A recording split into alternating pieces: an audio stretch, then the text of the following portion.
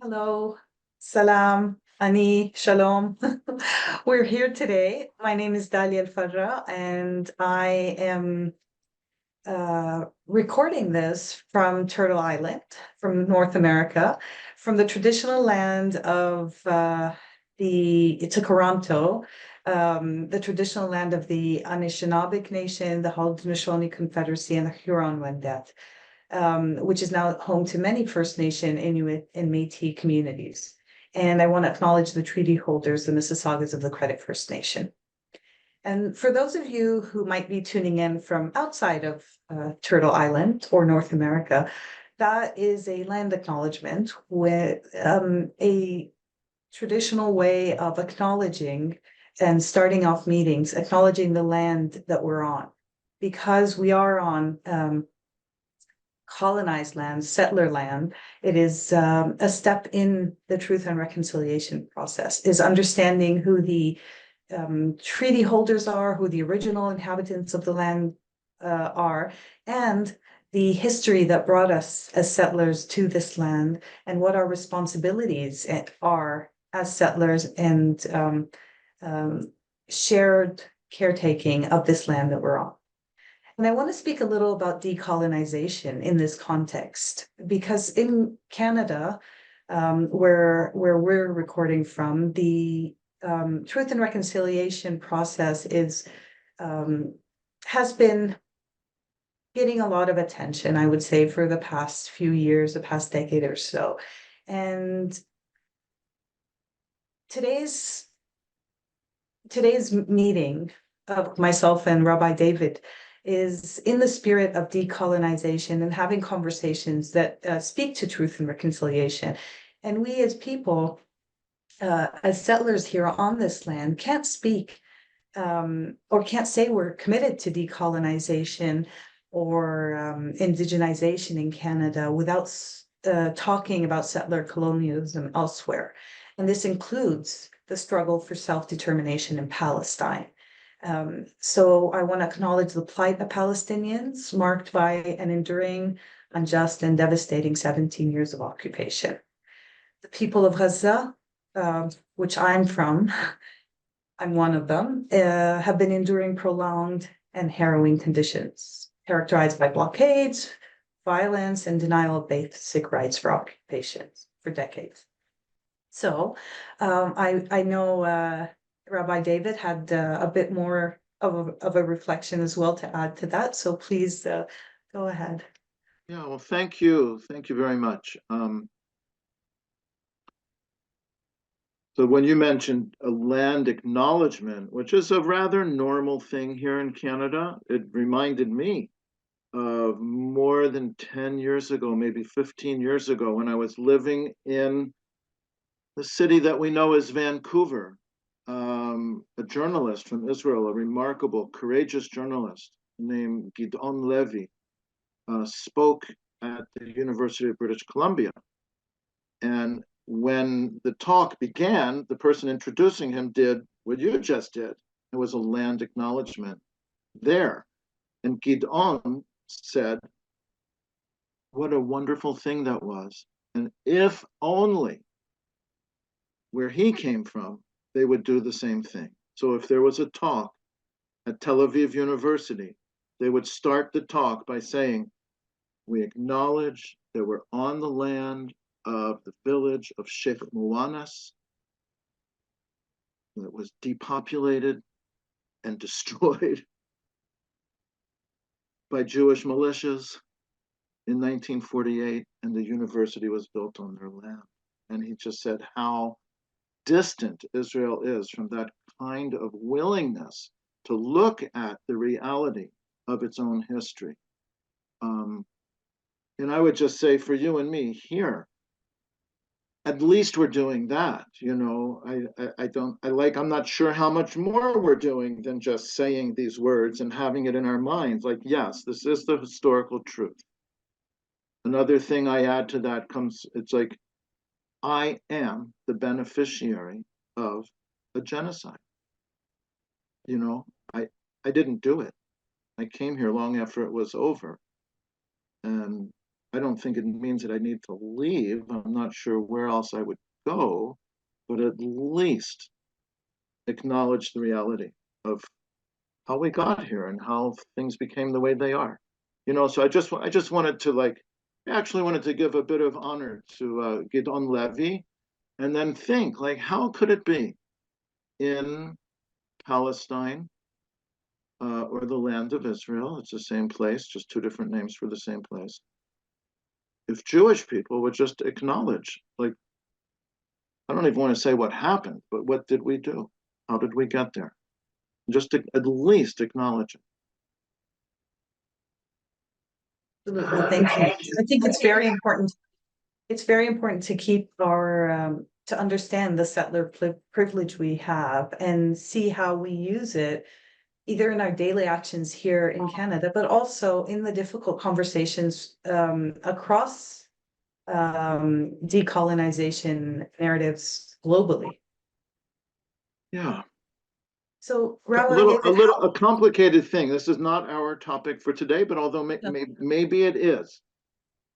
What I does it think mean? there is a connection, but you're right. That is What does it mean to decolonize if you're not going to pack up and leave? yeah. There's like a land back movement in Canada, and we could talk about a land back in Palestine. I think we have to talk about that. But what does it mean? And I'll just make it really specific. I don't think 7 million Jews are going to get up and leave Palestine. And I also haven't heard you or anyone else in the ODSI movement talking about that. It's not the goal to get all the Jews to leave. So what does it mean? Maybe that's what we're talking about. I don't know. What does it mean to decolonize when the colonizers don't leave? Absolutely. The question of the century or the decade, at least. And in one way, I guess my real quick answer, it's how can we live together and honor each other really, truly, not just in words and not just pro forma? I would just say, seriously, all through human history, populations have moved into other populations' places. And probably those populations also did that some centuries before or generations before, So this is not a brand new thing. But how can we make it right? Absolutely. No, I'm very much looking forward to the conversation today. But I want to first start by asking if I ask you to introduce yourself or describe yourself, what would you say to me today? Well, relevant to this conversation, I am Jewish. I was born that way. I don't think I did anything special to merit being Jewish, and it wasn't a decision that I made. But like my parents, grandparents, great grandparents, everybody else I can imagine, going back, they were Jews. And I was born in the US. Anyway, I don't want to go into my whole, pedigree, but relevant to this very much so is I chose to identify with it. Many people don't. It's just a matter of fact. Okay, somebody's got black hair, somebody's got brown hair. Some Jews don't make it any more important to themselves than just a fact. But to me, it became kind of a central point of my identity, and I really built on it. I love it. I think it's wonderful, beautiful. It's also become more and more troublesome. But a lot of that for me is the heritage of Judaism, the religion, and so much that comes with it. So, make a long story short, I went to rabbinical school and became a rabbi. I became a rabbi in 1991, which is more than 30 years ago.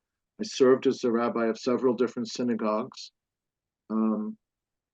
One in Pennsylvania, and then two others in Vancouver.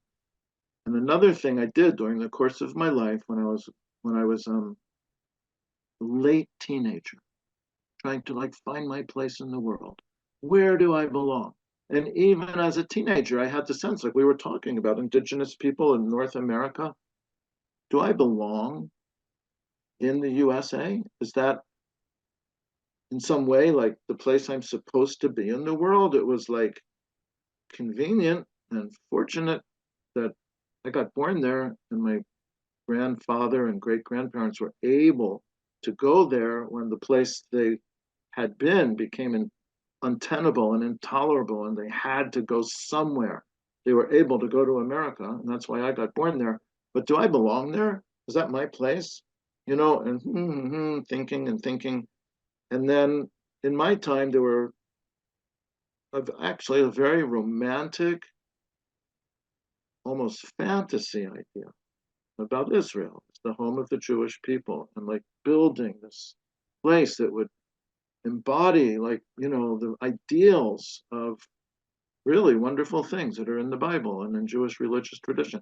And I thought, good, you know, I'm going to check that out. And I went there for a year in university when I was 19. And I was like just totally blown away and wanted to stay the whole rest of my life. And I went and stayed for not the rest of my life. And that could be part of this story, this, this story. And in some ways, it was part of what I just said before. I thought I actually don't belong there either, you know. Anyway, so I've been in the US and Canada for most of my adult life. And I would say most of my adult life, I was really committed to being a liberal, progressive Zionist. And that changed over the last maybe 10 years.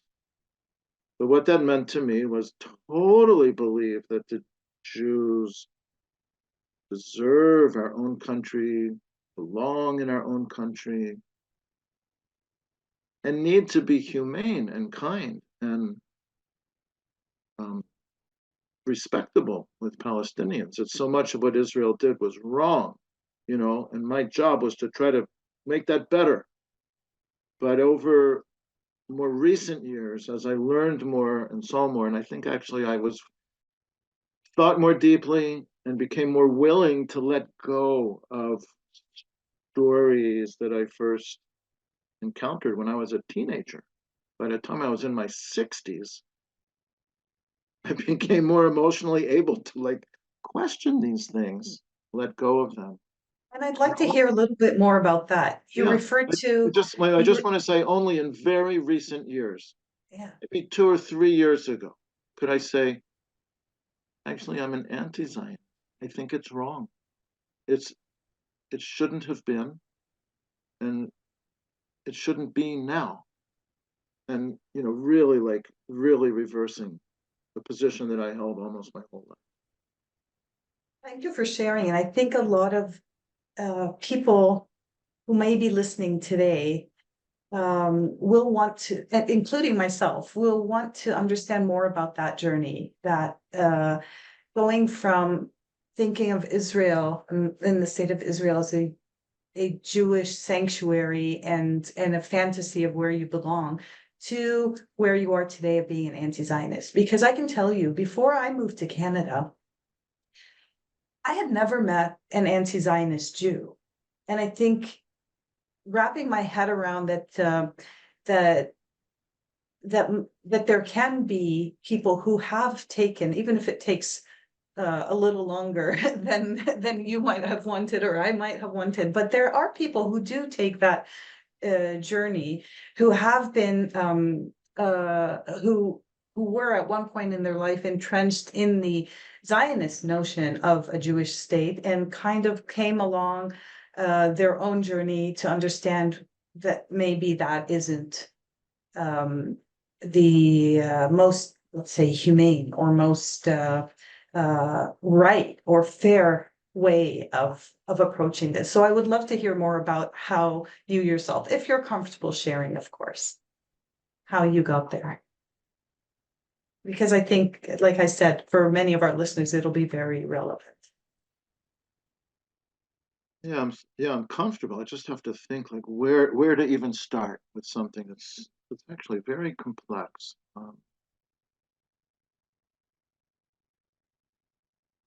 I do want to really like hold the idea that people can change and people can reevaluate, and people can look at very dearly held ideals and,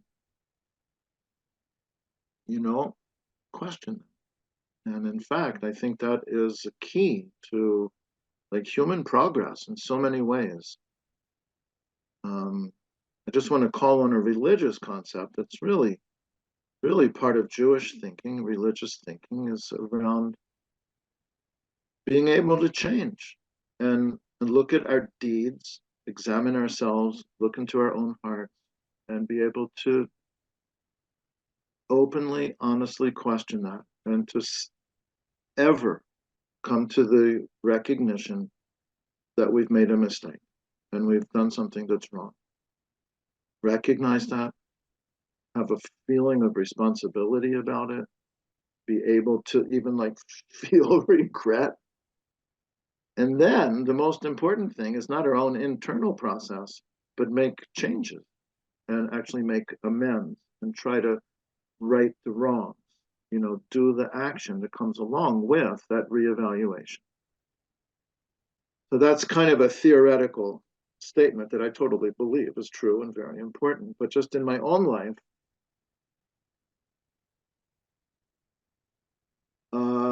it's such a long process. And I can say from the very beginning of my like first experience of being I'm going to say Israel, which is, it's a choice I'm making. And part of that choice is where I went and where I was Israel. I wasn't going to Palestine, right? And I just want to say, the film Israelism that's come out recently. I've organized 3 showings of Israelism, which were all completely sold out, and we had, standing room only and people on waiting lists and all this kind of stuff. But there's a beautiful line where one of the young Jewish people says, "We went to Israel, but we left from Palestine." So I just hope you understand what I mean by that. So anyway, when I was never unaware of the injustice perpetrated on Palestinians. I was never unaware of the suffering of Palestinians and all that. But I always thought it was something that could just be like remediated, or like if we handled it right, we could fix it or something like that. And I never got the depth and the extent and actually the intentionality of it. I always believed that it was a kind of an unintentional outcome that was kind of forced on the Jews to be that cruel, because that's the only way that we could survive.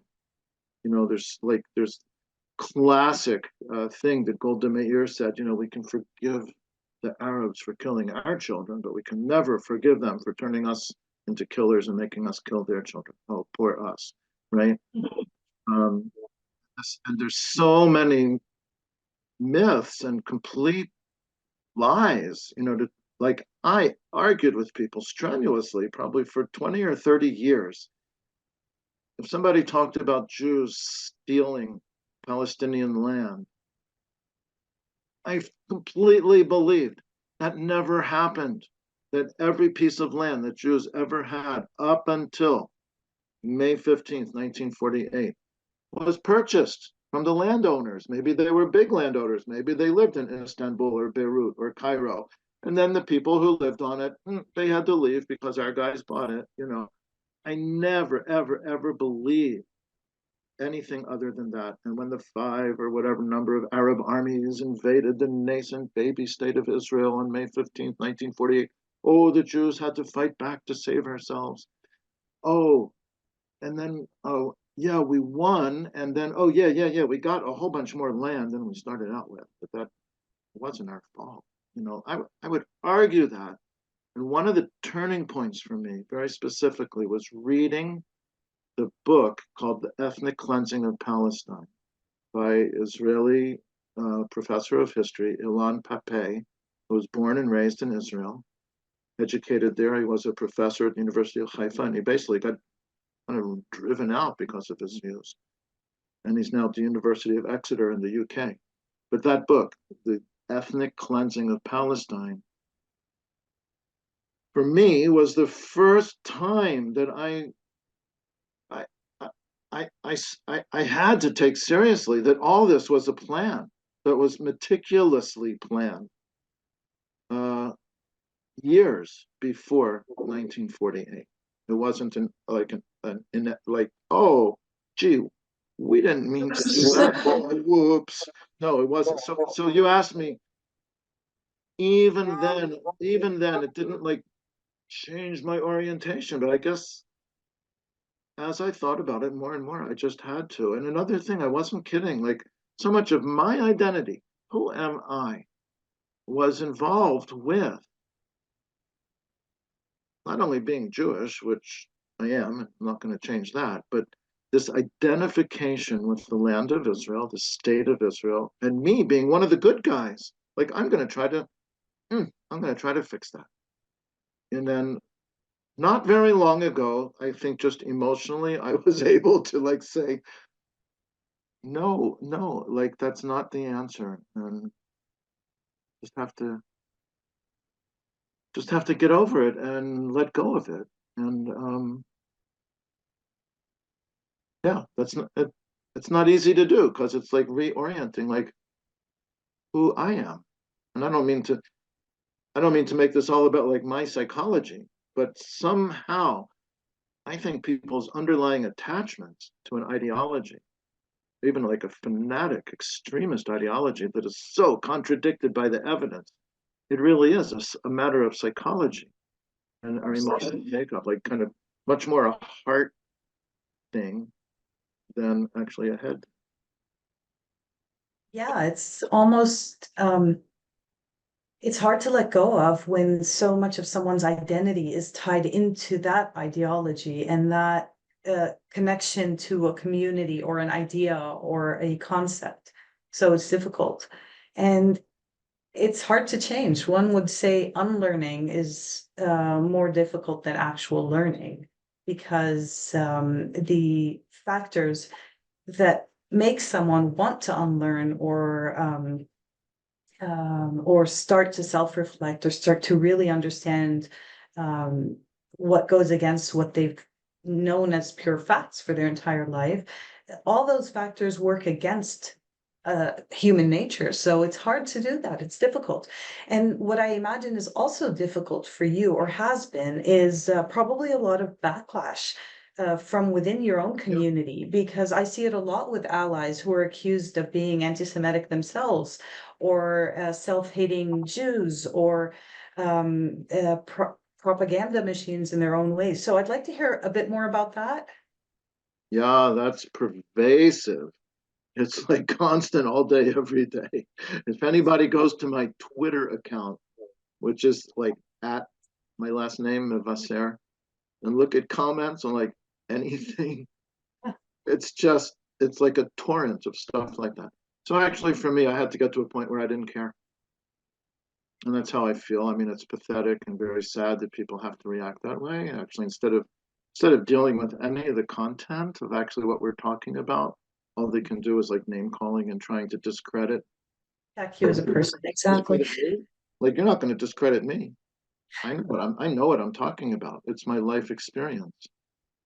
But another thing that's actually kind of relevant is through my career as a rabbi, and even before I became a rabbi, I always felt it was very important for me to stay within the boundaries of what's considered acceptable, to be part of what I'm going to say the so-called Jewish community. Like, that body of consensus of people who are active in synagogues, Jewish schools, Jewish federations, all those organized institutional things clearly have boundaries, political boundaries. And I knew what Absolutely. I I knew would what I thought. I knew what I thought on the inside, but I was careful to not give an excuse to kick me out. And I'll just tell you one other absolute turning point for me. I did that for probably 25 years. And what that meant was I really self-censored maybe 90% to be able to like have a place at the table. You know, let's say when I lived in Vancouver, there was a Vancouver Rabbinic Association and we have a meeting. And yeah, I got invited to it every single time. When Israel attacked the flotilla from Turkey, led by that ship called the Mavi Marmara, I think in 2010, that was taking humanitarian supplies to Gaza. And Israel attacked on the open seas and international waters, killed people, and then made up total lies about that. Like that night, I heard that news and I just said to myself, I can't do this anymore. I'm not playing this game anymore. I have to say what I know is true. And just whatever people want to say about me after that, at least I'll know I did it with integrity. And then, yeah. And actually, the very next morning, I literally put on a coat and tie and a white shirt. And I went to a demonstration in Vancouver to support Gaza and to condemn Israel. And I never was that forthright and clear in my expression. And first of all, it was very liberating for me to finally do that. But it's not about me. Did mean that a person who's a rabbi was standing there and joining those people saying that. And that was a big turning point for me. And there's many, many Jewish people who have been very attached to this state of Israel and our ideas about it, who have changed their mind. And I imagine imagine for everyone, it's kind of a slow process, but at some point, it just gets to the point where you just have to eventually like say what you know is true and not kind of go along with this kind of consensus that's imposed. I can imagine, because it's so closely linked to your faith and your religion, that it probably feels isolating or has felt isolating, because religion or faith by nature is a communal experience. So to feel that isolated must be very challenging. Yeah, there's something very perverse going on here over the past few decades in institutionalized Jewish religion throughout the world has become so identified with the state of Israel and Zionism. I can say that it's occupied. I think institutionalized Jewish religion is occupied by Zionism. When I was a kid growing up Jewish in Baltimore, my synagogue, it wasn't Zionist. We didn't much talk about Israel. It wasn't a thing. And now, if you aren't part of that consensus, you don't really have a place in a synagogue. And we're here in more than 5 months after the October 7th beginning of this current escalation of this whole crisis. 6 months today, Rabbi David. I didn't think about that. 180 days. I didn't think about it. But during these months, Jewish people, one by one, have approached me and have said, I'm no longer comfortable in my synagogue. I don't feel like I can go there anymore. And some people have said to me, I've been told I'm not welcome in my synagogue because of what I say about Israel or about Palestinians. I'm not welcome in my synagogue anymore. And I have other people approaching me, asking me, do I know of a anti-Zionist synagogue somewhere in the Toronto area? I have to say no. Maybe if there's enough of us, we could create one, but there isn't one. So you're talking about like the loss of a communal religious life. I have a very strong religious life inside me, but part of religion is communal, right? And I have to say, I miss that. It's a loss. It was a major focus of my life from, ever since I was a teenager. Yeah, so that's a part of it. And I think that's just what we have to go through. I think actually the Jewish world in a lot of ways is realigning. I think there's a lot of things that people never thought about, never spoke about before that we can no longer avoid. And there is a realignment going on. And we'll see. I mean, come back a year or two from now or 5 years from now. I think things are going to be quite different than they are right Um, what do you think the next day or the next months or the next years are going to look like, especially in Palestine/Israel? now. Or what do, maybe even the question can be, what do we want it to look like? Yeah, What can be possible? I mean, again, like I said before when we met, it's the question of the century. But I am from the Gaza Strip, and I ask myself this all the time: what does it mean? What's next? yeah, yeah. What do we Well, I want it? just said, I just said there is a realignment going on. And if we extend that far enough, what I'd like to see, if you're asking me, what do I want? What do I believe would be good? I would like more and more Jews to really open our hearts, open our minds, and fully recognize and accept the absolute, complete human equality of Palestinians. And to say, we can live together. There's no good reason why not. And maybe that's like a nice statement for me to make, and I could put a period at the end of that sentence. But I'd like to articulate that more. And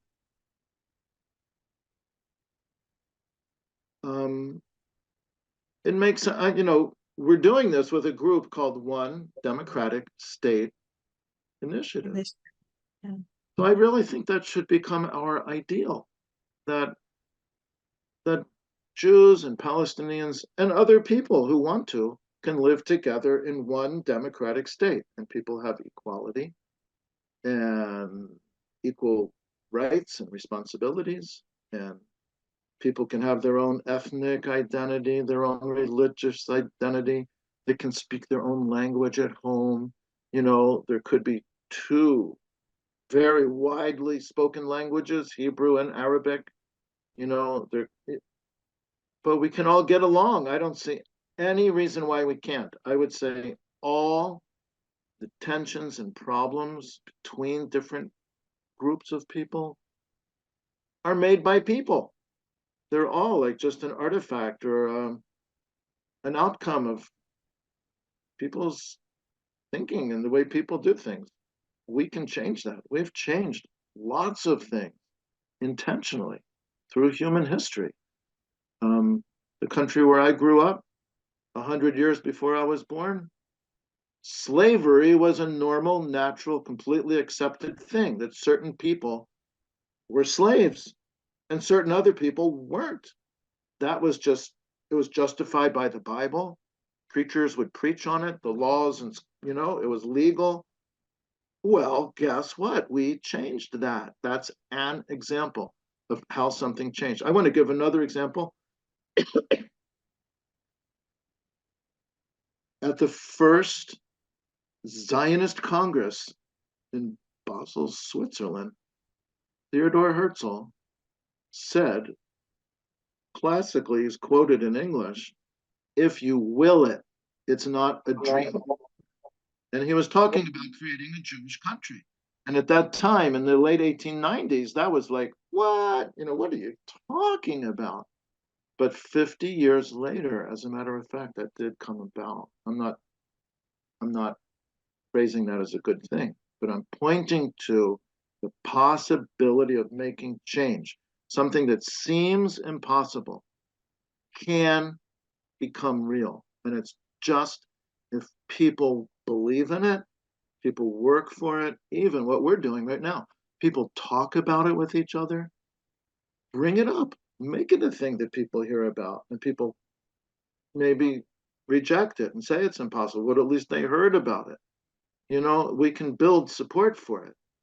And I think all the practical, pragmatic things like what day of the week is your Sabbath, or what language do the kids speak in school, or I don't know, like What do you wear when you pray? all these things can be worked out by people just being normal human beings and respecting and appreciating each other. I don't think there's any practical thing that would stand in the way if people chose to want to do that. And then, what you asked me was, what do I wish for, or what do I hope? And of course, there are many, many, many, many Jewish people, especially living in Israel, who are so locked in to complete opposite of it. I would say they've been indoctrinated their whole lives to think that's impossible. So we have a lot of work to hold that up as a possibility. And I would say, like, invite or encourage people to reflect. I could talk about this a lot. I would even say, kind of a joking way, to people locked into that extreme Zionist nationalism, how's that working out for you? Like, constant war. You're living in a garrison state. Israel may have like the highest, military spending per capita of any place in the world. Virtually every young person knows their whole life they're going to go to the army. They lose productive years of their lives being in the army. They have constant checks for their security. Like, I think all of that is a reaction to what Jews historically did to Palestinians and continue to do. And right now, while we're speaking, and anybody's listening to this, are doing so extremely right now. It's a reaction to that. The Israeli obsession with security is only because of what Jews did to Palestinians. Going back, let's not pretend this began in 1948. It didn't. It goes back to the 30s, maybe even the 20s. Part of my strange education was maybe 2 years ago. I read an article written by Ghassan Kanafani, who I have to confess I'd never heard of before in my great ignorance. Me going to university in Jerusalem, me taking courses in the history of Zionism, the history of the state of Israel, taking courses in political science of the state of Israel.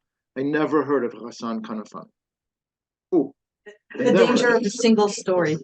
Really, so true, so true. And then, so I read a thing, I can't exactly quote it, but it was about in maybe 1936, like an uprising of Palestinians against what was being done to them. And there's so much stuff in there. If anybody hasn't read that and don't know what I'm talking about, definitely get that and read it. It's not very long. And it's one of those things that changed my mind so much. And I'll just say, I did not know that in that time, in the 1930s, the British publicly hung Arab leaders. I didn't know. I didn't know that the British demolished Arab people's homes because someone in the family rebelled against them. And I also didn't know that a lot of that was completely economic. It was because of something that I thought was brilliant and great. Oh, Jews are doing their own labor. The Jews are going to have their own status as workers. But what the flip side of that was that Palestinians could not get jobs. They couldn't work in the different sectors of employment. and they were marginalized and impoverished, besides being pushed off their land. So all that went on. Oh, to what I'm saying something about this, like, very, very deep feeling among many Israelis of great fear for their annihilation if they don't live with like complete vigilance against any possible threat. But all of that is coming from a history and also current of Jews treating Palestinians very unjustly, and I would say pushing Palestinians to the point where they feel the need to fight back. And if there's no more need to fight back, then they won't have to fight back. And all of this is something that we collectively create, and we can collectively change it if we aspire to that. What would you say if you could choose, or if you could identify one, what would be the biggest obstacle to that wanting to change, or that collective effort to change? I actually think it's what I just said. I think it's so deep and there's so much to it. So of course, Jews come to this with a history of centuries and centuries of being marginalized wherever we live, being victimized at different times wherever we live, being powerless, ultimately powerless wherever we were, and having a whole consciousness. I think any Jewish person who has any sense of Jewish history for the last 2,000 years has that sense that wherever we were, things were good for a while, but then it got bad, and so there's a deeply ingrained sense that we live in a kind of a tenuous precarity. And there have been Jewish reactions to that of like, assure that we're going to be okay wherever we are. I think we see a lot of that in America and in Canada and maybe other countries in our time, But I think that actually needs to be acknowledged as real and historically based. And also, you asked me what's like the one thing that has to change, So I think that deep Jewish sense of insecurity needs to change. And the world that we're living in right now keeps reinforcing it over and over again. And part of that is very intentional institutional programs in the Jewish world, which continually repeat stories about the Holocaust and draw on other Jewish experiences of horrible victimization and keep that front and center. It's not the natural, like, inherent outcome that has to be. It's something that's very intentionally maintained. And I would want to challenge that, and then also talk about other ways to fix that problem besides completely victimizing and ultimately obliterating the Palestinians who never caused any of those. Absolutely. I just want to say I want to say something else that maybe Yes, please do. yeah, I know. I can just see the expression on your face. This isn't easy stuff. We could listen forever. Honestly, this has been a privilege. Well, thank you. But this also, I mean, we can go. There's like so many layers upon layers. So many. I know. I understand. And it's not. I'm not making any excuses by saying it's complicated. Ooh, so let's not talk about it. No, I would say it's complicated, so we have to talk about it a lot. But when I want to just say something, this isn't like the mythical, the realm of. I'm just saying mythical of like. I think if we get into like a mythical realm, Jews identify, let's say, the people of Israel. Israel is Jacob. There was a person in the Torah, in the Bible, named Jacob.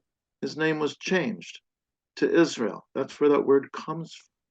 And we see ourselves as the descendant of that person. He was the son of Isaac. We know this, right? Isaac had a brother named Yishmael or Ismail, right? Yeah. There's a story in the Torah that I know is also in the Quran of the father being told by the mother of Yitzhak or Ishak, expel that other woman and her child. My son won't grow up with him and will not share with him. And actually in the Torah it says Abraham was pained by that. He didn't want to do it, and he actually went to God and said, what should I do? And God said, do what your wife said, and both of your sons will grow up to be great people and stuff like that.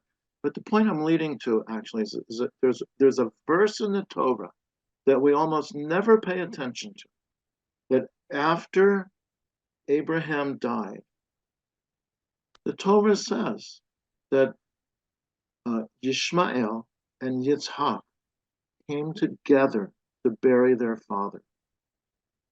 And I would love to develop what I would call a midrash. And midrash is like stories that come out of the Torah.